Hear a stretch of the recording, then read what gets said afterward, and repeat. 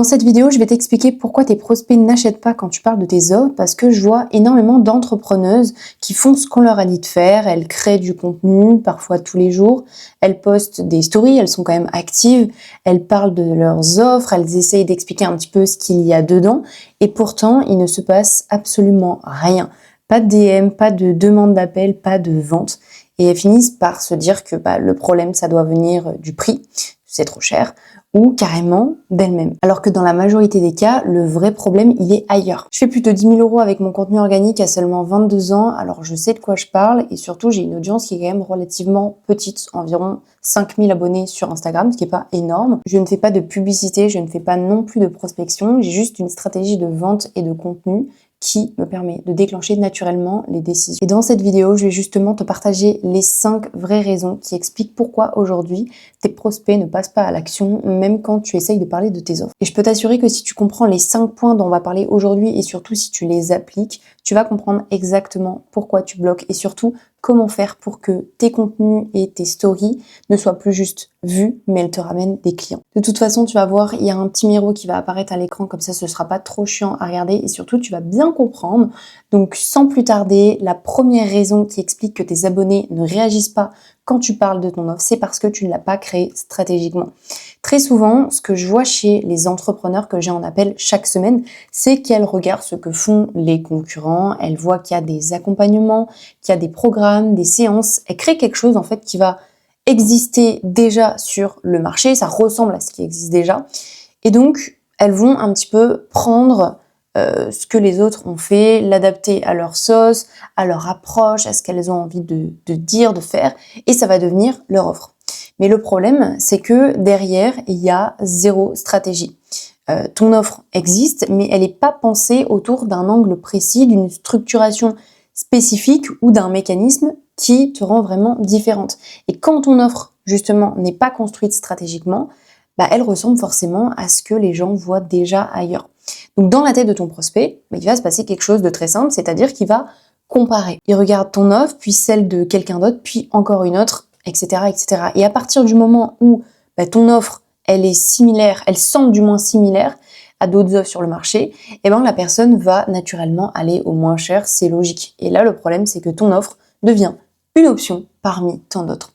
Elle est intéressante, elle peut potentiellement aider, mais dans la tête de ton prospect, il n'y a pas de vraie raison de choisir la tienne. Et surtout, il n'y a pas de vraie raison de le faire maintenant. Et quand une offre est perçue comme quelque chose d'optionnel, la décision est toujours repoussée. La personne se dit « oui, ça pourrait m'aider, je verrai plus tard, pas maintenant », alors que quand tu as vraiment une vraie stratégie de création et de structuration d'offres, tu vas déclencher des ventes parce que ton offre n'est pas juste intéressante, mais elle crée une vraie nécessité dans la tête du prospect. La personne comprend que ce que tu proposes répond exactement à ce qu'elle vit là maintenant, à ce qu'elle vit aujourd'hui.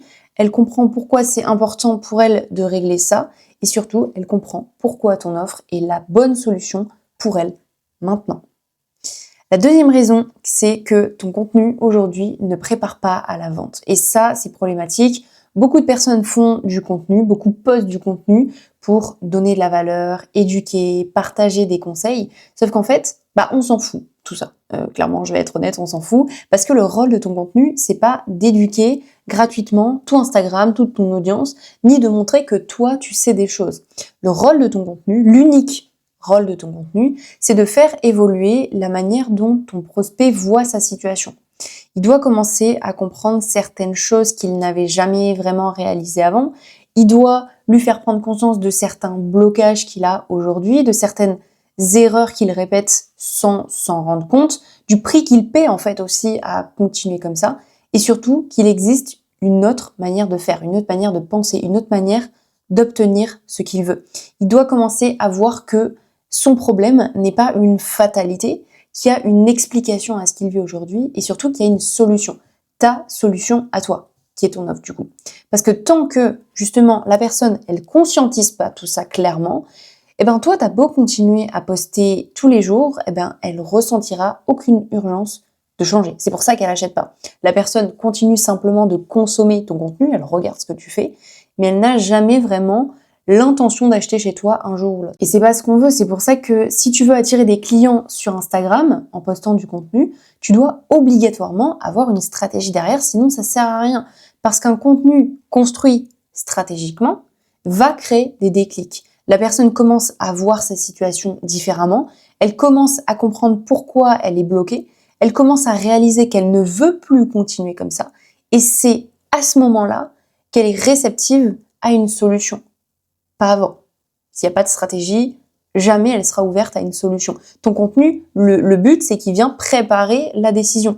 Et c'est là, du coup, quand elle arrive dans tes stories, parce que c'est principalement là que la conversion se fait, et qu'elle te voit parler de ton offre, eh ben, ça va plus juste être une information qu'elle va zapper machinalement, elle va plus juste passer à la story suivante comme ça, elle va comprendre immédiatement en quoi ton offre peut l'aider par rapport à ce qu'elle est déjà en train de vivre et de réaliser. Ça nous amène du coup à la troisième raison, tes stories. Le problème aujourd'hui, c'est que tu publies tes stories complètement au feeling. Bon, un petit peu comme ton contenu, j'ai envie de te dire, mais là c'est encore différent parce que tes stories, c'est l'endroit où justement la décision d'achat se déclenche le plus souvent, comme je te disais juste avant. Ton contenu vient attirer les bonnes personnes sur ton compte, attirer de nouveaux yeux qualifiés. Il crée les prises de conscience nécessaires pour faire naître le désir, comme je te l'expliquais juste avant. Mais la plupart du temps, c'est dans les stories que la personne commence réellement à se poser la question, est-ce que je le fais ou pas? Est-ce que j'achète? Et si tu n'as pas de séquence de stories, eh ben, si elles sont pas construites de façon réfléchie, cette décision ne se fait jamais. Et c'est ce que je vois très souvent, hein. C'est des stories qui ressemblent à ça. Tu vas partager quelques moments de ta journée, tu peux aussi partager ta to-do list, tout ça, un peu de contenu, et puis d'un coup, au fait, mon accompagnement est ouvert, voilà ce qu'il y a dedans, etc., etc., blablabla. Mais en fait, la personne, pour la personne qui regarde, il s'est rien passé dans sa tête entre le moment où justement elle a ouvert tes stories, donc elle est passée par tout ce que tu as déjà partagé, et le moment où tu parles de ton offre. Elle n'a pas vécu de prise de conscience, elle ne s'est pas reconnue dans une situation, elle ne s'est pas projetée dans un changement. Donc quand ton offre arrive, eh ben, ça tombe un peu comme un cheveu sur la soupe. Et la réaction la plus naturelle, c'est simplement de passer à la story suivante. Donc c'est pour ça que les gens réagissent pas. Une séquence de story qui vend, c'est une séquence qui va suivre un parcours mental. Tu vas commencer par poser une situation justement qui interpelle la personne et dans laquelle elle se reconnaît. Tu crées ensuite une prise de conscience, tu ouvres une possibilité de transformation et seulement ensuite, après avoir fait tout ça, tu présentes ton offre comme la solution logique à tout ce qui vient d'être dit. Quand tes stories suivent cette progression-là, la personne n'est plus juste en train de regarder passivement ton contenu, elle est en train de réfléchir à sa propre situation. Et plus la personne se reconnaît dans ce que tu décris, plus elle commence à se projeter dans l'idée de changer quelque chose, de passer à l'action pour faire évoluer sa situation, pour sortir de cette situation qu'elle ne veut plus. Et c'est exactement dans cet espace-là que la décision d'achat peut se faire. La quatrième raison, c'est que tu parles à la mauvaise partie du cerveau de tes prospects. Quand tu vas parler de ton offre, et je sais que déjà tu le fais pas beaucoup, mais quand tu vas le faire, eh ben, automatiquement, tu vas te mettre à expliquer ce qu'il y a à l'intérieur, comment ça se passe, le nombre de modules s'il y en a, ce qu'il y a à l'intérieur des modules, le nombre d'appels, etc., etc., etc. Mais attention, je dis pas que ces informations sont pas importantes et qu'on s'en fout. Non, elles sont nécessaires, mais c'est pas elles qui vont déclencher la décision d'achat. Parce qu'une décision d'achat ne se prend pas de manière, d'abord, logique. Elle se prend de manière émotionnelle. La personne va agir parce qu'elle ressent quelque chose. Elle va se projeter dans une situation différente. Elle va imaginer ce que sa vie, son business ou sa situation pourrait devenir si elle règle enfin ce problème. Et seulement après, une fois qu'elle est passée par toutes ces étapes un petit peu mentales, son cerveau logique va venir justifier la décision. C'est à ce moment-là en fait qu'elle va venir regarder les détails de ton offre, le nombre de séances, le fonctionnement, les modules, combien il y a d'appels, etc., etc.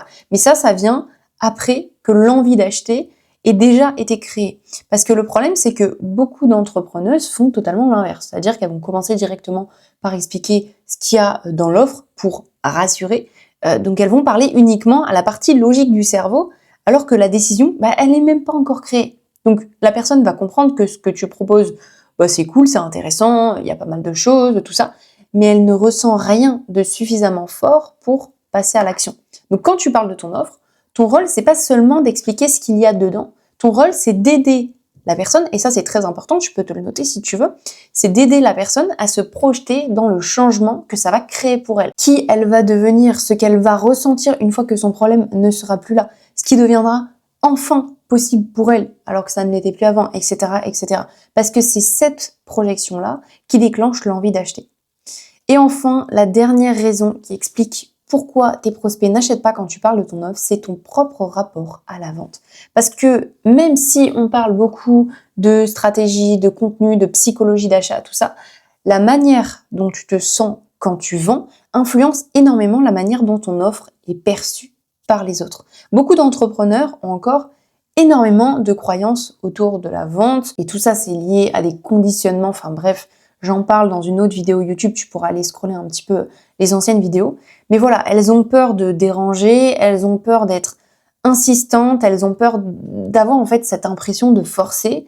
Donc quand elles vont parler de leur offre, elles vont un petit peu le faire à reculons et même si c'est pas toujours conscient, ça se ressent immédiatement. Parce que vendre, c'est pas simplement expliquer ce que tu proposes, c'est aussi l'énergie avec laquelle tu parles. Je vais donner un petit exemple. Des fois, tu sais pas pourquoi, tu rencontres quelqu'un et tu le sens pas. Tu le sens pas, ça passe pas. Même si la personne en soi n'a rien fait de mal, tu le sens pas. Ton intuition te dit non, ça va pas. Et ben là, c'est exactement pareil. Si toi, t'es pas totalement convaincu de la valeur de ce que tu proposes, si au fond, t'as l'impression que tu déranges ou que t'en demandes trop, alors forcément, les gens vont aussi le ressentir. Et dans ces conditions, la personne en face ne ressent jamais vraiment la conviction que ce que tu proposes peut l'aider, donc qu'est-ce qu'elle va faire? Elle ne va pas passer à l'action, logique. Alors qu'à l'inverse, quand tu es profondément convaincu que ce que tu proposes, ça peut aider, que ça peut avoir en fait un réel impact sur la personne, ta posture, elle va changer complètement. T'as plus l'impression de vendre quelque chose, t'as l'impression de proposer une solution à quelqu'un qui en a besoin, et ça change tout. Parce que la personne ne ressent pas qu'on essaye de lui vendre à tout prix quelque chose, elle ressent quelqu'un qui est sûr de ce qu'il propose et surtout qui a une réelle intention, une bonne intention de l'aider à sortir de la situation dans laquelle elle est aujourd'hui. Et ça, c'est puissant. On arrive à la fin de cette vidéo et ce que tu dois retenir, c'est que si tes prospects n'achètent pas quand tu parles de tes offres, ce n'est quasi jamais à cause d'une seule chose, c'est souvent un ensemble d'éléments. La manière dont ton offre est construite, la manière dont ton contenu prépare la décision, la manière dont tes stories amènent la personne à se poser la question d'acheter, la manière dont tu présentes ton offre et surtout la manière dont toi tu te positionnes quand tu vends. Mais ça, bonne nouvelle, tu peux le changer, tu as le pouvoir de changer tout ça. Donc si aujourd'hui tu as l'impression de faire plein d'efforts dans le vide, que tu ne vois jamais vraiment de résultat à tout ce que tu mets en place, je t'ai laissé un lien en description pour réserver une consultation offerte de 30 minutes avec moi. Le but, c'est qu'on analyse précisément ta situation, qu'on comprenne un petit peu qu'est-ce qui te bloque aujourd'hui depuis plusieurs mois, voire plusieurs années, quelles sont les choses que tu fais et qui te maintiennent dans ta situation, et surtout, et je dirais le plus important, qu'est-ce que tu vas devoir faire, qu'est-ce que tu vas devoir mettre en place, quelles actions en fait, pour justement commencer à atteindre tes objectifs. Voilà, je t'ai mis le lien en description. N'hésite pas à me dire en commentaire si cette vidéo t'a plu, je serai très contente d'avoir ton retour. Et puis nous, on se dit à la semaine prochaine pour une nouvelle vidéo.